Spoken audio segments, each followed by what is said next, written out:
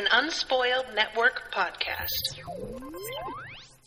This is Spoil Me, covering Clariel, the Lost Abhorsen, Old Kingdom, Book 4. Chapters 13, 14, 15, and 16. Off to the Palace, King Orican Regrets, Earning a Mother's Favor, and the Governor's Dinner.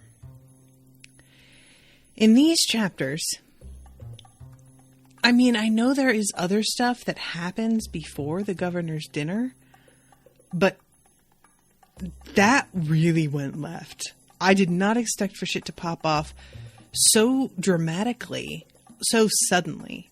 I thought there was going to be a lot more cloak and dagger, and instead it was just dagger. Welcome to Spoil Me.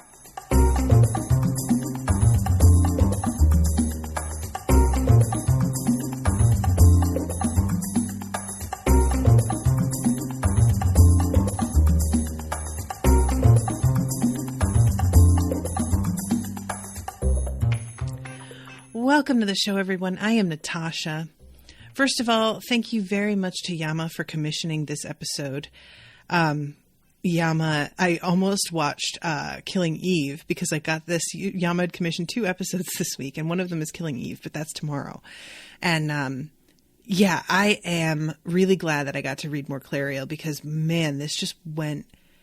I am really startled, guys. I sincerely, I'm not even trying to be cute. I really thought that the book was going to continue on in the style of so many where, we know that Clariel has an idea of what's going on, but that her family, or not even just her family, just other people maybe don't necessarily believe her. And finding out that, not only is she going to be proven right in short order, but that her fucking family is going to die. That's way more intense than I ever expected. I should mention that the next episode isn't until April 3rd, also commissioned by Yama. Thank you, Yama. So it's going to be a little while until I find out what happens next, but I cannot wait. I am really, really interested. So, okay. There's nobody in the chat today. That's really unusual. I really thought that there would be more people here because of the friggin' coronavirus and keeping everybody at home and bored. All right. So chapter 13, Off to the Palace. Excuse me, guys. I'm still recovering from laryngitis. Laryngitis and a bad cold. So if I sound a little rough or have to take a pause, I have some lemon water here. Please forgive me. So Clariel, she's still planning on basically bailing from everything within a day or two, which comes as a surprise to her cousin, Baliel, I think is how you say his name. But when she talks to him later, he really thinks that she means in a couple weeks or maybe a month, which is also what I had thought. And then it turns out that she's no, immediately. And because she knows that she's going to leave, all of a sudden school doesn't seem so bad, which is a really interesting thing because I would think it would be the opposite, where you know how that is when you know that you're about to be done with school. The last few days of it just feel interminable. Clariel had even enjoyed the first lesson, the exercise of the body, martial and merely aesthetic, which on this occasion had been mostly aesthetic, practicing some of the dances the students would perform as their part of the autumn festival. I like that this is a bit of a callback, we know about the dances at the festivals and stuff and how important they can be because of previous books. Denema came to Clariel and asked her, what happened, because she's got these injuries on her hands, And Clariel tells her that it was, disaffected workers. And Denema is so prepared to believe this that Clariel realizes this has been happening a lot more than anybody told her. And everybody acted like the guards were just kind of a precaution, but that she's realizing they were definitely a necessity, especially for the ranking of her mother. So she gets approached by Aranzo. And he says something about the rebels and how they're so troublesome. Balatiel, that's right. He asks how Balatiel is because he heard that he got injured in his shoulder. More than a little prick, I hear. Which, yeah, okay, buddy. Clariel realizes in that moment, because nobody else knows that he is injured, that it had to have been Aranzo who fired the shot. Guys, I have to be honest here. I do not remember if we find out that, like, I don't remember if there is a moment where she, like, thinks that it's Aranzo earlier, or if this is just a really sudden thing simply because of what he says here. I think it's a combo. I think she had an inkling, but I'm having trouble remembering. But she has to really work using the methods that Gully has taught her to keep her fucking temper. Because once she starts to realize what he's saying, when I say what he's saying, it feels like he wants her to know. You know, this is not like he accidentally let too much slip. This is an overconfident shitbag sadist who is excited to scare her and intimidate her. And he likes that she knows. So she has to kind of keep her cool. I don't know if he is aware of Clariel's bloodthirst here. I don't think so. But there was a part of me that wondered if he wasn't also pushing her to try and do something a little bit like reckless.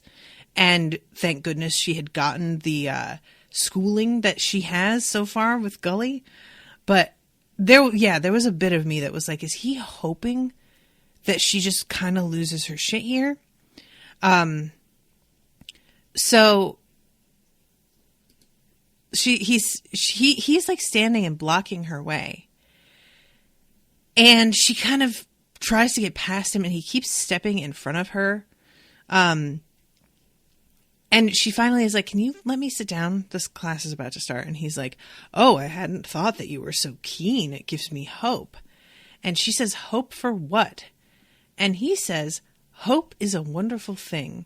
We can discuss it at dinner tonight. To which Clariel yells, I'll be otherwise occupied, very loudly. And everybody sort of starts like giggling under their breath at it, which I wasn't sure. I was unclear if they were laughing at her for just kind of bursting out loudly in the middle of like the quiet class, or if they were laughing at him for her like very publicly turning him down. I'm hoping it's the second one.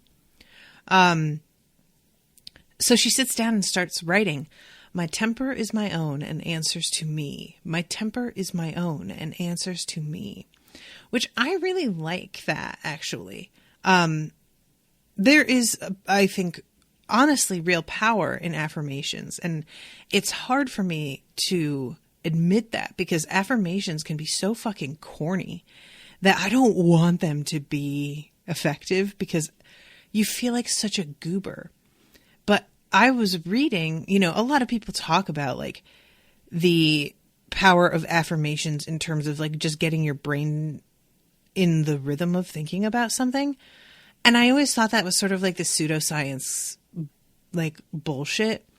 But I was doing some reading the other day about the plasticity of our neural pathways and that there is genuine change if you repeat something often enough to yourself that happens where those neural pathways become embedded and it does become something that you genuinely believe and that you and it becomes a habit rather than something that you have to remind and tell yourself or whatever. So I have to concede that point that it sounds like there's something really to that. So the teacher comes in and he greets her. Pages 52 to 55, read the piece on appearing to agree while not agreeing at all, and then we shall discuss, which is a pretty great appearing to agree while not agreeing at all. That would probably be a good thing for Clariel to read, to be honest. So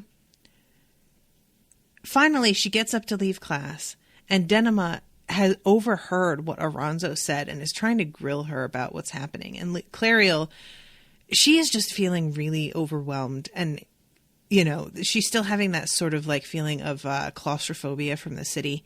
And she pulls away very quickly.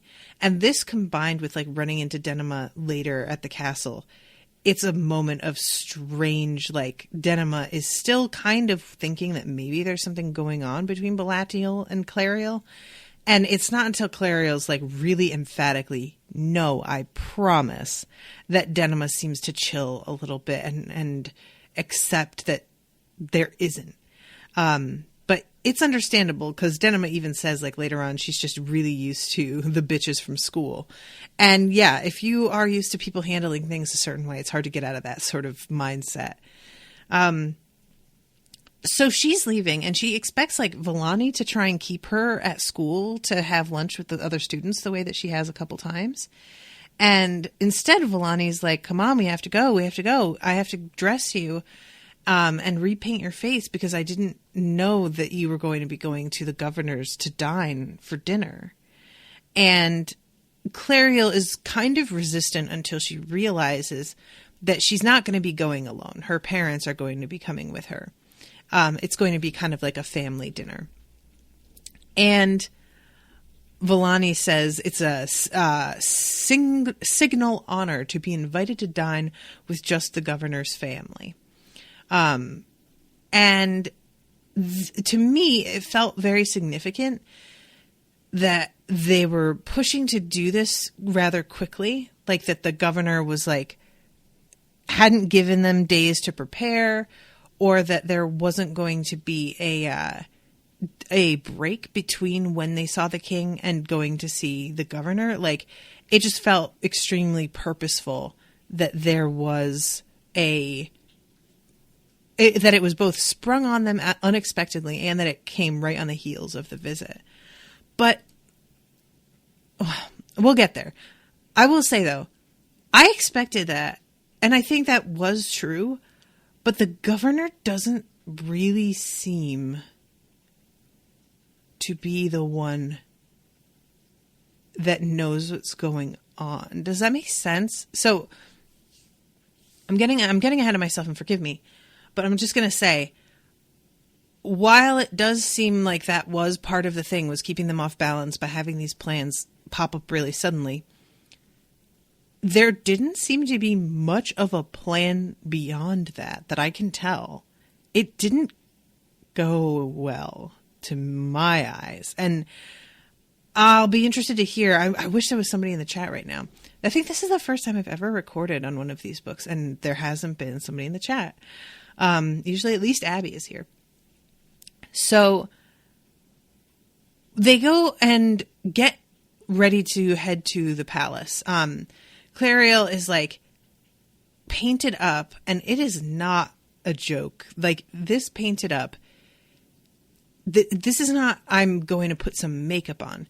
The kind of paint that she wears on her face is of a type that smiling too much will crack it. It is that kind of like thick, intense. It's really reminds me of kind of like the Romans a little bit, because they had that like white paint that had a lot of arsenic in it.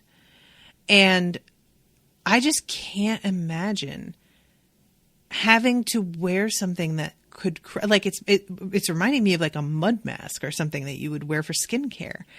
I can't imagine going to parties and having to interact with people, but wearing something on your face that keeps you from being able to emote effectively, or else ruin the appearance of the thing. And I don't know how much to read into this, but it feels, because it's just the women, of course, who are wearing this, it feels really oppressive. You know, it feels like we're going to put something on you to make you pretty that will prevent you from speaking, like in a very literal way. And so far, Bellasair has not felt particularly oppressive to women. Like, it's no more than I would have expected in general. And Clariel has been given the option to like not marry by society. It's just her parents who are pressuring her a lot. But when, you know, she mentions to Adder that she is not interested in marriage, Adder's immediate response is like, oh, you want something less conventional, and is willing to accept that. And, you know, that doesn't feel like the kind of society that would do this to women, but evidently those things are coexisting. I don't know. So Clariel had to admit Vellani was an extremely skillful lady's maid, even if she was also a spy for Governor Kilp and couldn't be trusted at all.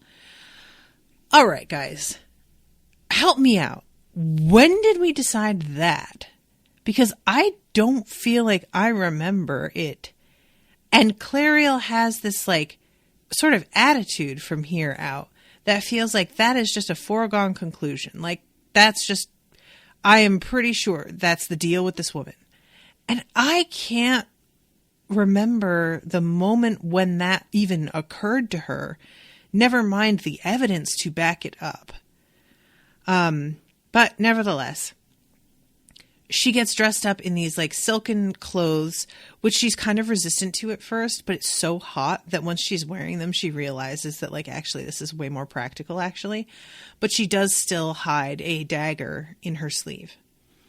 So she goes out and she is separated from her parents. She's going with Vellani in her own palanquin.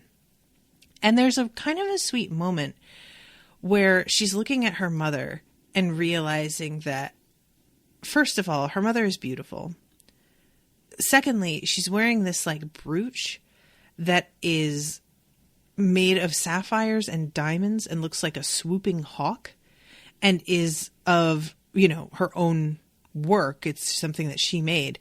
And there's a moment of Clariel being kind of like proud of her mother, and it's not even like a real grudging pride. It says she was proud of her mother as a truly great goldsmith and artist, but she had often wished that she could swap this grand personage for someone easier to get on with. Her Aunt Lemon, for example. Jaciel would actually be a better aunt than mother, good for gifts and visits and influence without needing to offer much actual love or time. That is, in my opinion, a pretty powerful moment of just like, it's not constant nonstop resentment. There is a bit of respect and affection and admiration there, but it's just outweighed by this knowledge of what her mother's actually like that can't be helped. And Clariel is like willing to admit that there are benefits to having this person as a family member. It's just the position that she holds in her life that's not ideal. And there's something like very mature about that, but also extremely sad. And I find it to be like even more heartbreaking knowing that Jaciel is going to be murdered. And it's just, this is going to be one of the last thoughts she had about her mother. And there's just, you know, there's a real weight to that. Those of you who have lost somebody unexpectedly, even expectedly, but I think unexpectedly in particular, when you have a thought about a person and it's one of the things that you think right before you find out you will never get to speak to them again, it's a terrible feeling of guilt, even though it's not like you said this to them. It's not like you even had an argument or a fight. And like Clariel and her mother do.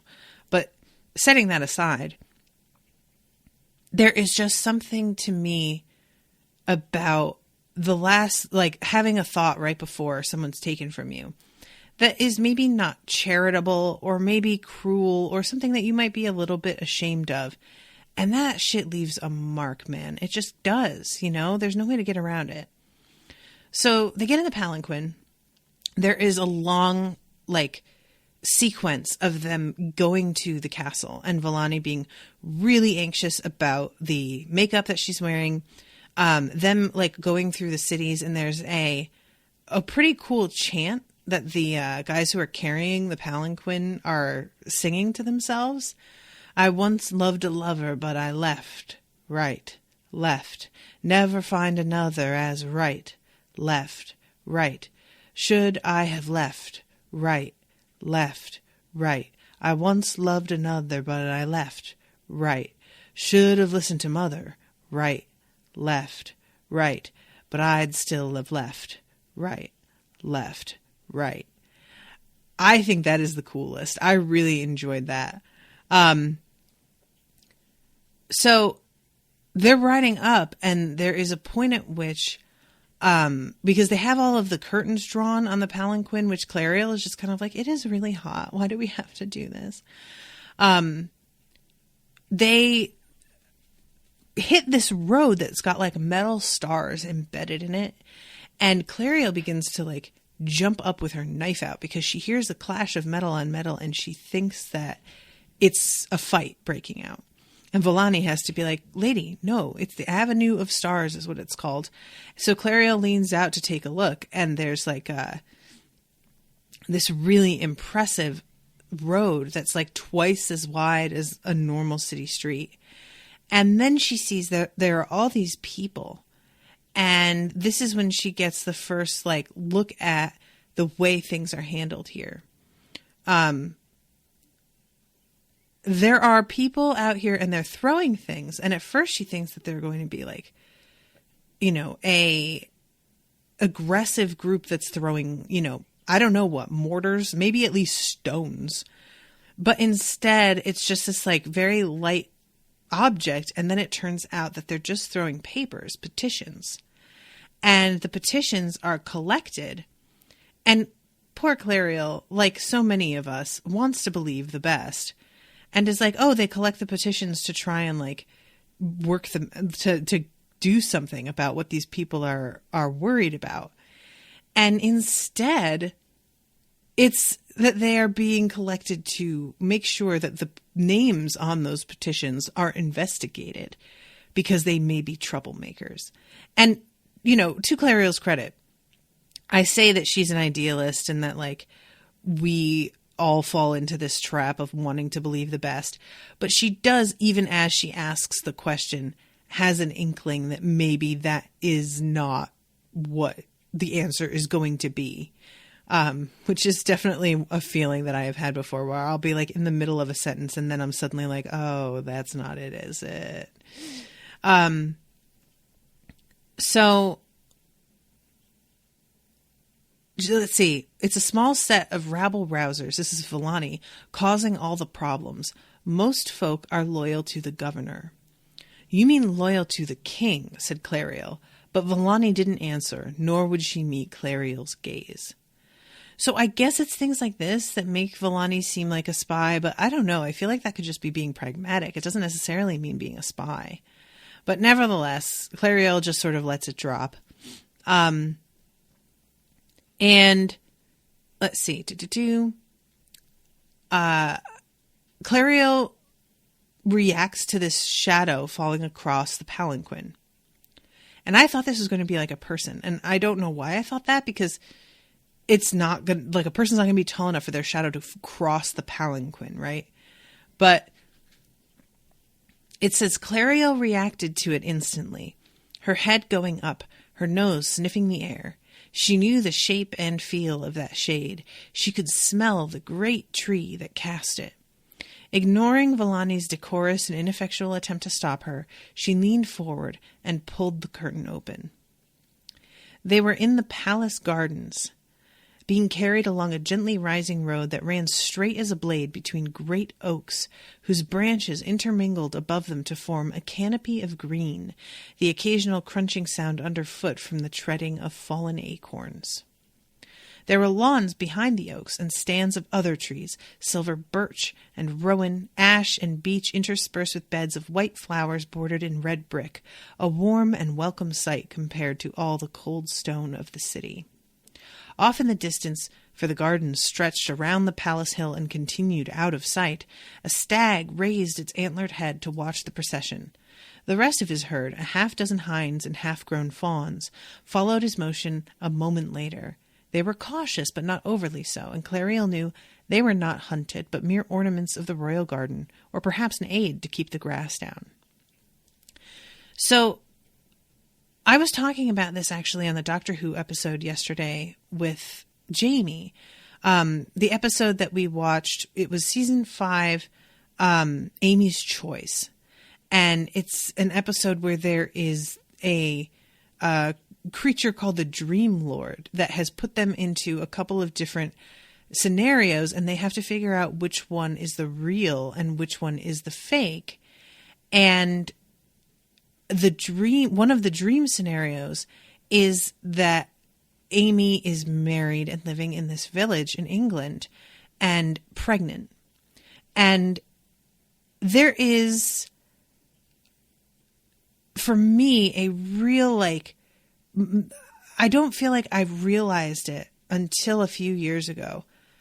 Clariel needing to be around trees, while with her, it feels almost supernatural in its necessity for her. Like, she feels like she's genuinely wilting without trees around her. Despite it not being that severe for me, I don't think I ever quite realized how crucial being able to be around nature is for my personal mental health. It's not like I am somebody who likes to go hiking and camping. I'm not outdoorsy, but I lived in Philadelphia for several years, and I loved the city and so much about living in the city. I love having public transportation. I love having great restaurants around. I love being in places where there are really good farmers markets and amazing food to purchase to cook with as well. But when I came to Texas for the first time, and I got out of the car after getting in at the airport, and I smelled the dirt. And y'all know what I'm talking about. The smell of dirt is a very distinctive thing. And I heard the crickets, and I heard the wind in the trees. I almost started crying. It really hit me all of a sudden how much I had deeply missed it. Just to a point that I had not realized. And it is a constant reminder, because there's been a lot of points where I've kind of thought maybe I'd like to move back to Philly. I have frequently thought it, and I have to remind myself that my soul was thirsty for trees and grass and flowers and animals. I need that in my life. And I just never really knew that about myself. And I think even if I had said it, I would have thought that I was being silly, because I consider, if you're not an outdoorsman the way that Clariel is, I mean, clearly she wants to work in the borderers. She is an outdoors person. That it's not really a valid thing to say that you love nature. But that's not true. It's just I have a different appreciation. I like gardens, I like beauty. And that's not to say that regular nature isn't beautiful, but I like the look of things that have been made comfortable. So having benches and tables, or having been made into beds of flowers and things specifically for a certain purpose. That is the way that I like it. And this moment of her seeing the trees and opening the thing and sticking her head out, it really rang true to me. It was something familiar, I just felt it in my bones. I know exactly what she was going through here. So Clariel, they arrive at the palace finally, and she has to bring her gift to the king. And there's a fun moment here where, first of all, this is something that I don't know if Ghislaine is on the same wavelength as Clariel in terms of Villani being a spy, but there's this moment where Gully stepped out of the shadow under the gateway and took Villani by the elbow as if leading her in a country dance, swinging her around to send her back again. It happened so quickly she barely had time to squawk in indignation. "King's guests only, madam. Lady Clariel, Lady Jaciel, Master Harvin, I welcome you." "Oh, I never meant," bleated Villani. "Best wait with the others. Refreshment will be sent out." So yeah, it's a very abrupt, very pointed dismissal. And I am wondering if Ghislaine is feeling Villani is not to be trusted and keeping her out with not just keeping her out because she should, but keeping her out and kind of wanting to be and I know who you work for, so don't think you're being fucking clever. But I might be reading into that too much. So they go into the castle, and this is where we see charter marks coming up again after not having seen them for such a while. First, there is a sending that comes to, at the very first, Lady Jaciel and Harvin are being taken to the upper hall, which means that they are not going to be seeing the king at all. They thought that they could use Clariel as their ticket in. But it turns out that since Clariel is the one bringing a kin gift, that she's the only one that he is interested in seeing. Jaciel starts to sort of argue about it because she feels that, she wants to see this dropstone thing, the salt cellar. I have the worst time picturing this, guys. I would love if there was an illustration somewhere. I don't want to look for it in case there's spoilers, but I can't imagine what this thing looks like, because when I hear salt cellar, I just think of a salt shaker. But then it's described as being this enormous sort of item. And I know that salt used to be so valuable that it was put in the center of the table, and it was a mark of from where you sat in reference to the salt was a mark of your status. It's just, I can't quite get my head around the size of it. Is it the size of how big is a salt cellar? Would it be the size of a something that holds about a cup of salt? Would it be something that holds all the salt for the household? Would it hold a gallon? I have no frame of reference for this. But anyway, it turns out that Jaciel is going to be allowed to sit and see the dropstone salt cellar separately. And that there is also a swan dish and a ewer that is unfinished. And Jaciel is immediately mollified by this. I mean, she doesn't really care about seeing the king. She wants to see these works of art. So as far as she's concerned, she's getting what she came for. So Clariel goes and is investigated by a sending. And the sending is of a cat. And it comes at her and sniffs her and is able to find the knife that's in her sleeve. And Ghislaine is like, "Come on, girl, I told you no weapons." And she's not mad at her, but she's kind of yeah, I said what I said. And the sending eats her knife. And Clariel is a little bit perturbed by this because it's a very high quality knife. And she asks, "Am I going to get that back?" And Ghislaine is like, "Oh, I don't think so. I don't know where they go when they eat them. So no, I would say you're not." I was like, damn, that's pretty harsh. But I guess if you're told no weapons and you bring it in, they're not really concerned about you getting your property back. And this sending winds up following them down the hallway, and it licks Clariel and purrs. And Gully mentions that she's never seen one lick anyone before. And I don't know if that's like significant or what, but I feel like it has to be. So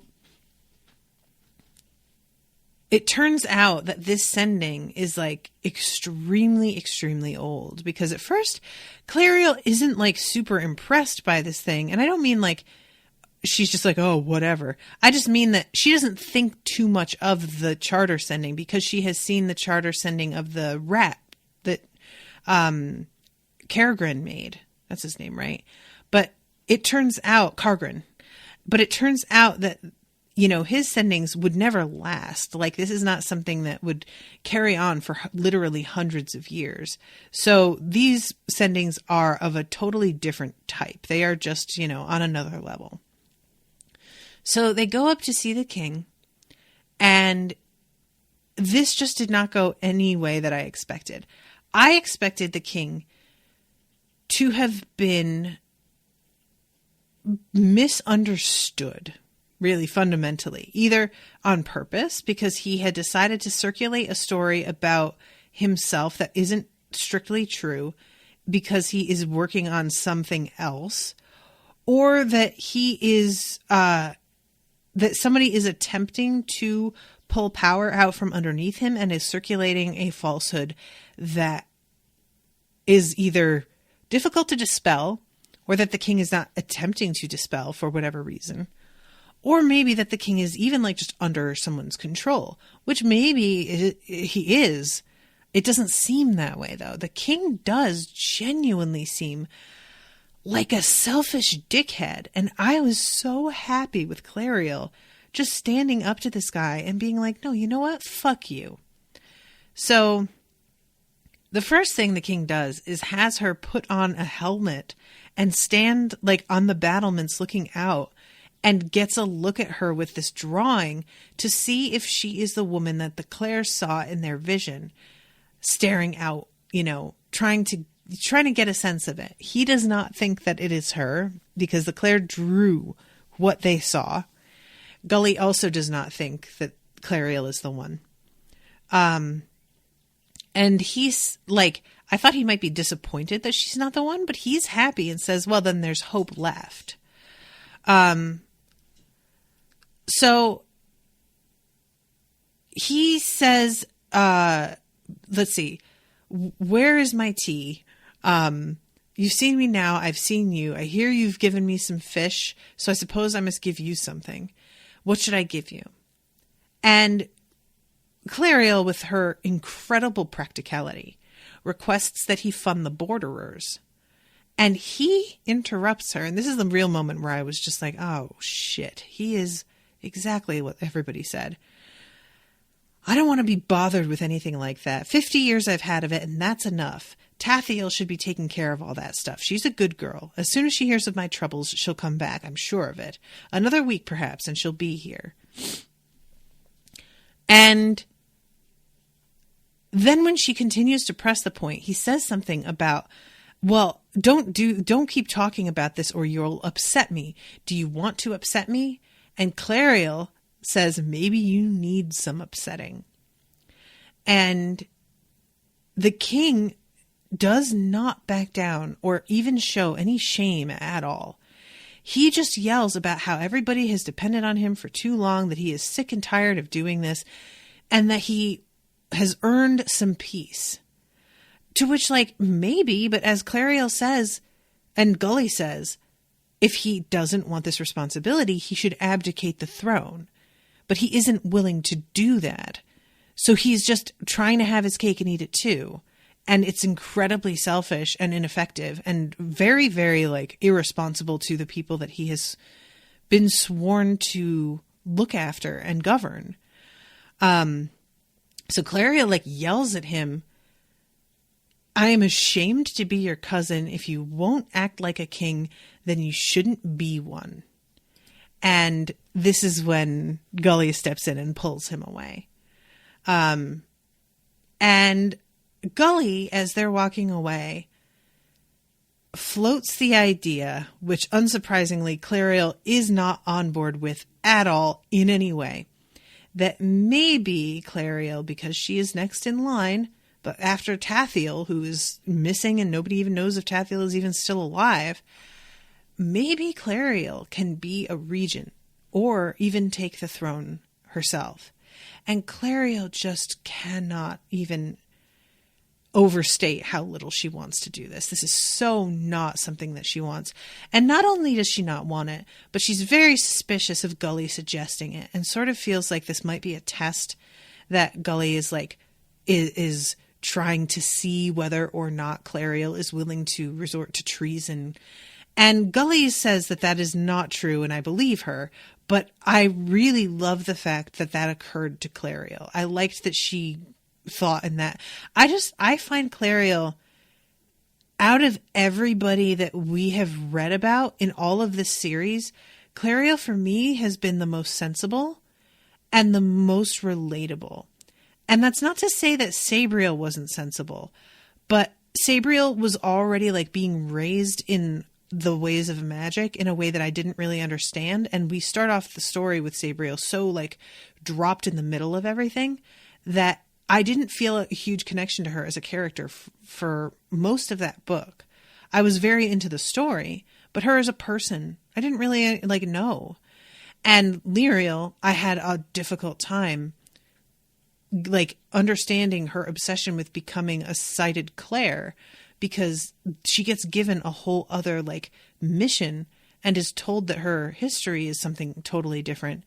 And she still is obsessed with this like dream of becoming one of the Claire, even though it's very clear that she needs to like give that up because that's not what's going to happen for her. So I didn't really relate to Lyriel in particular either. It just felt like I got frustrated with her a lot. And so Clariel, the way that she has decided to handle things and the way she feels about stuff and her rage issues, I get it. I get her a lot. So it turns out that the king has given Clariel the salt cellar, which is like, it's such a valuable item that when he says that he's just going to give it to her, Clariel doesn't even take him seriously. The king like blurts out, no, I won't fund the borderers, but I will give you the salt cellar. And she's just kind of like, oh yeah, okay, sure you will. But it turns out that he means it. And it's so valuable that Gully is like, I wouldn't recommend traveling with it.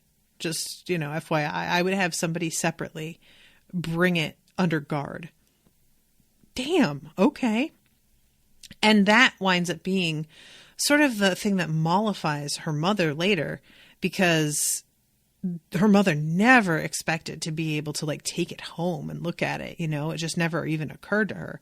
So as far as her mom's concerned, she did excellently, But I'm getting ahead of myself here. She first is taken to visit Balatiel. And Belle is recuperating from getting shot in the shoulder. And Denema is there hanging out with him. And Clariel had no idea that he like lived in the palace. And she says, you told me you couldn't see the king. And he's like, I can't. I live here, but I'm in this like separate part of the castle. He never comes here, and I'm not allowed in the section that he lives in. So yeah, I have not seen him. And Belle asks Denema to go because he wants to talk about like Abhorsen business. And Denema gets real salty, thinking that this is like an excuse to send her away because Belle is more into Clariel. And they have to reassure her and be like, that's not what's happening here. And Denema is mollified and then kisses him on the cheek before leaving, which was cute. So Clariel tells Belle about her suspicions that it was Oronzo who fired the shot. And she expects Belle to be a little bit less believing, but as soon as she says it, he kind of quiets down and then is like, yeah, you know what? That kind of tracks. And he says that that Oronzo kills for fun. And she's like, what do you mean by that? And he says, people. I know he's killed several day laborers, supposedly in self-defense, but the way he talked about it, it was clear he enjoyed the killing. Which, wow, that adds a whole new dimension. I mean, it's one thing to think that Alonso is a spoiled little bitch. It's another thing to think that he is like a sadist who is out here just hunting the most dangerous game. She is talking to him. She says, I'm fairly certain my parents really do want me to marry Alonso and that it's going to be coming up at dinner tonight.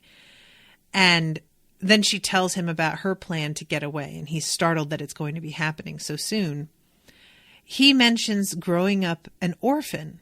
And at this point, she says, my parents annoy me, but that would be terrible. And I'm like, oh, God, reading back, knowing that they're going to be gone in a moment.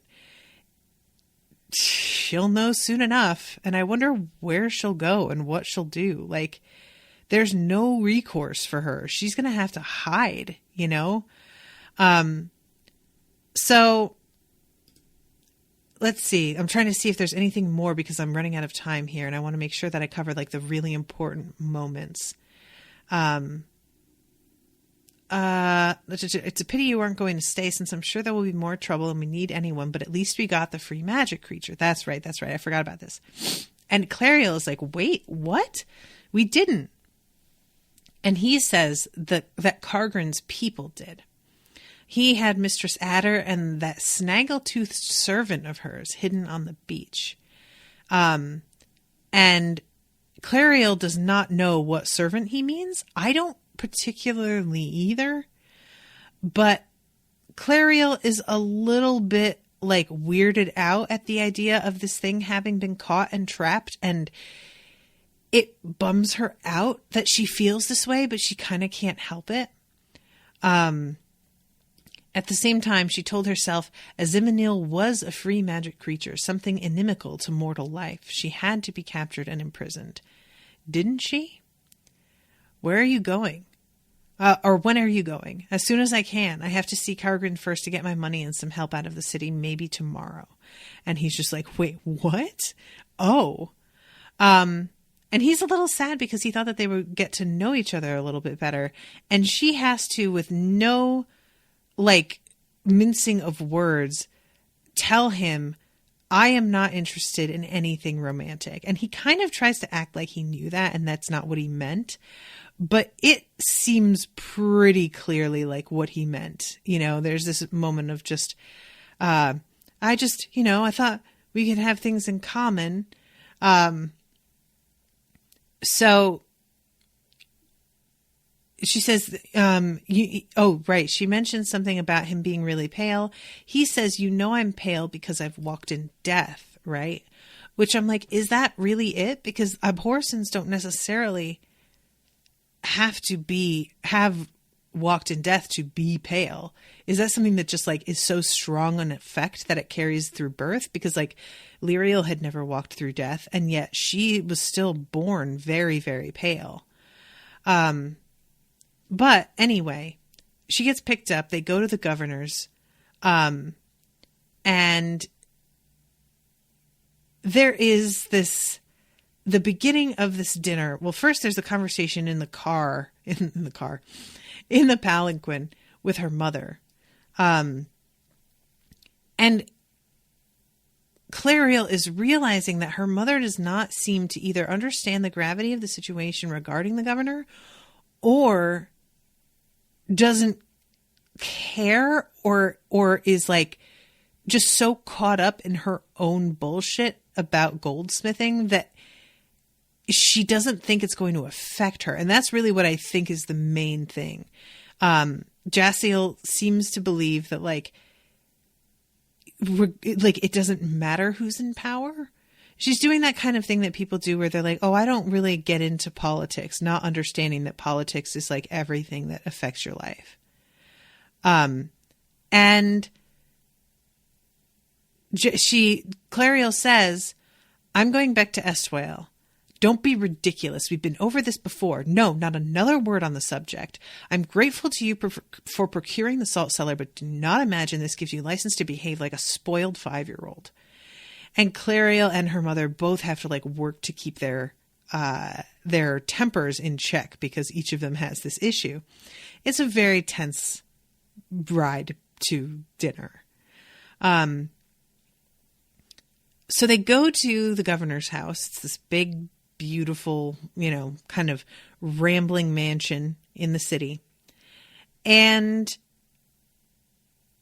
there are a lot of guards, and they are told that they are here because there are rioters gathering in the flat, and that they are going to be mobilizing against these rioters. And I think it's pretty clear that's not actually why they're all here, that they're here as a precaution for these guys. But they get brought, rather than being brought to like a dining room, they're brought up to this like tower where the governor has like an office and they're having dinner there. And it's just all very suspicious. And I was immediately kind of thinking like, is this really going to be? But I didn't think it would be. I didn't think that they would move so publicly is really what it comes down to. I didn't think that if the governor was going to move against Jaciel, that he would want her to know. I think the fact that she was underestimating him was working to his advantage. And maybe that's true. But they're in the middle of dinner and they're trying to just have a conversation about like, the small talk kind of conversation that she's been taught in school. When the governor brings up how Oronzo has been doing his goldsmithing and is going to be submitting something for review. Basically, it's sort of like his thesis project. And he has to get it looked at by the masters, and they have to agree that he has passed his training. And the governor tells his son to go and get it so that Jaciel can look at it. Also, Clariel marrying Oronzo comes up here, and she makes it pretty clear that she is not interested. But Jaciel says something about how they'll talk about it later. So I thought that would wind up as more of a confrontation, but it really doesn't come to much at this point. So when he suggests, the governor, that they go and get Oronzo's piece, Oronzo's kind of like, well, it's not really ready. I don't think that, she wants to look at it yet. And of course, he like kind of expects that even if she does look at it, I guess that she's not going to touch it. So Clariel notices, excuse me, sorry, I see my throat is acting up again. Clariel notices that it is like a really beautifully made piece and is a little bit reluctant to even admit that it's that nice. But Jaciel's sort of impressed by it and goes and touches it. And as she does, a white spark flies from it to her hand. And she sort of yells at him, "This was made by a Dwarlin or Hish. It was forced by free magic from the raw gold." And I don't know what that means. Forced from the raw gold. But Oronzo says true and draws his sword. It's like an immediate reaction. There's not even like, I'm going to try to explain or anything of the nature. Like, no. And Kilp throws his chair back and also draws his sword. Clariel pushed her chair back, but before she could rise, there was a dagger at her throat held by the servant who had been standing behind her, and another servant had her weapon at Harvin's neck. Jaciel stood very still. "I'm sure we can forget this," said Kilp. He darted a sharp glance at his son, who looked down and bit his lip. So that, to me, indicates that he had not intended to show his hand quite like this, or maybe not this soon into dinner. I don't know. but this is not going according to plan either way. So my son had some help. It is of no great importance. Let's sit down and talk. There are many arrangements we need to make. I beg to differ. You have knives at the throat of my husband and daughter. You deal with free magic. No. And then she speaks this word, and this is the coolest, guys. This I actually highlighted this because I was like, what is going on? A master charter mark that was linked to hundreds of other marks that came out of her mouth all together, like a sudden storm of rain. But here the drops were molten gold, spraying out at neck height, passing over Clariel's head so close she felt the burn of their passage. If it were not for her scarf, her hair would have caught on fire. Wow! Is that the dopest? I love that this goldsmith has like gold to fight with as well. What a cool idea. Oh my God. So weird. I really would love to see that on screen. The servants fall screaming with like holes burning through their faces. She lunges, Jaciel lunges at Alonso, and she tells Clariel to flee. And there's this moment. There are charter marks flying all over the place. Clariel is trying to like push her chair out to get up, but she has to sort of like wiggle under the table because the servant that was holding their knife to her throat, they got felled by this gold. They fell behind her chair, so she can't push it back and get out. So she has to kind of go under the table, and her father's under the table. But as she's trying to like get him to out of there, the archers they knock their arrows and kill the elves. Don't kill them, especially the girls. Shoot to wound. But even as he spoke, 3 eager arbalesters filed their crossbows. They collided with some invisible barrier, and one of the quarrels hit her father's heart, and she feels him die. And she had felt like animals die when she hunted, but this is the first time she feels a person die, and like that's a really awful thing. For the very first time you feel a person die, for it to be one of your parents, like even if you didn't get along with them too well, that's awful. And you cut as easy as any for all your magic, taunted Alonso. Do I? Asked Jaciel. She leaned over and licked the blood from her shoulder, the smear of it frightful around her mouth. She laughed, a laugh Clariel had never heard before, a laugh that made her shiver from crown to toe, the laugh of something being released after a long, long captivity. Ooh, that is a powerful fucking line. So she still has her shields up, and they're still firing arrows that are being, like, you know, thwarted and winding up embedded in furniture and stuff. And Jaciel throws a dagger, and one of the crossbowmen falls choking on their own blood with the fucking knife embedded in their throat. Jaciel yells for Clariel to go. And it's not just like, I need you to leave. It's a command with magic in it.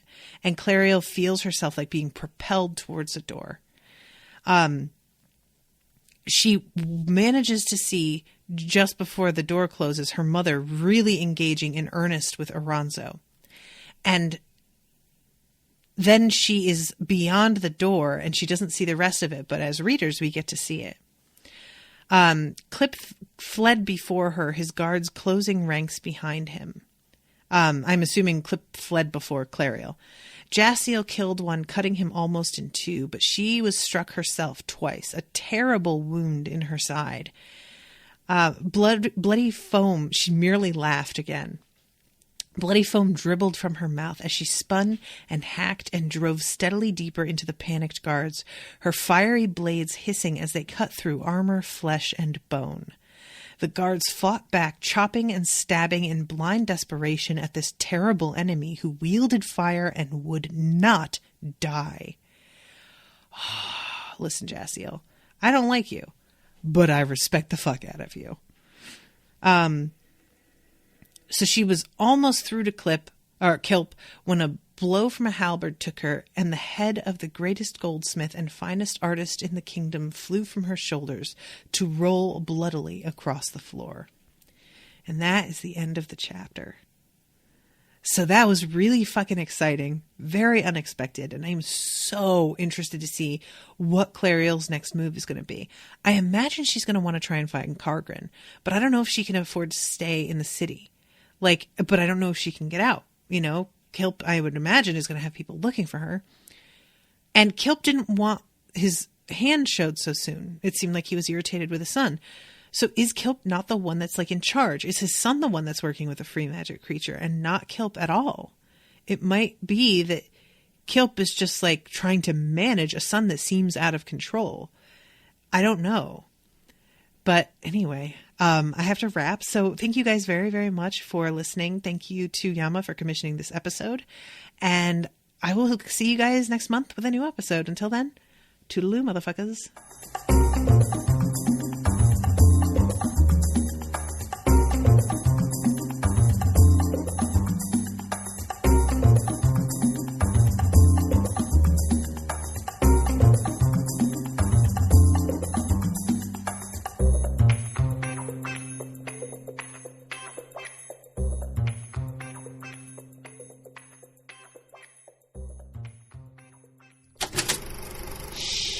That was an Unspoiled Network podcast.